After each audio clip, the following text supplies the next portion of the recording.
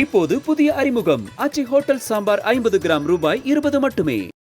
மேற்காசியாவில் நிலவும் போர் பதற்றங்களுக்கு மத்தியில் இந்தியாவின் பெட்ரோலிய இருப்பு குறித்த முக்கிய தகவல்களை மத்திய அரசு வெளியிட்டுள்ளது.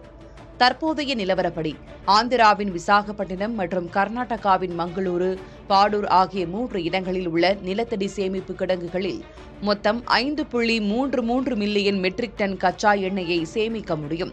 இதில் தற்போது 3.37 மில்லியன் மெட்ரிக் டன், அதாவது சுமார் 64 விழுக்காடு அளவு எண்ணெய் இருப்பு வைக்கப்பட்டுள்ளது.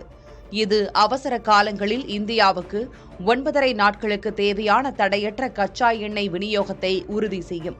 இது தவிர எண்ணெய் நிறுவனங்களிடம் உள்ள வர்த்தக ரீதியான இருப்பையும் சேர்த்தால் ஒட்டுமொத்தமாக இந்தியாவிடம் அடுத்த 74 நாட்களுக்கு தேவையான எரிசக்தி பாதுகாப்பு கேடயம் உள்ளது.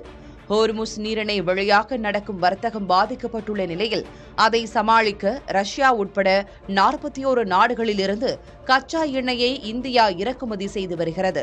இதற்கிடையே ஒடிஷாவின் சண்டிகோல் மற்றும் கர்நாடகாவின் பாடூர் ஆகிய இடங்களில் 2ஆம் கட்ட விரிவாக்க பணிகள் மூலம் சேமிப்பு திறனை மேலும் அதிகரிக்க மத்திய அரசு திட்டமிட்டுள்ளது.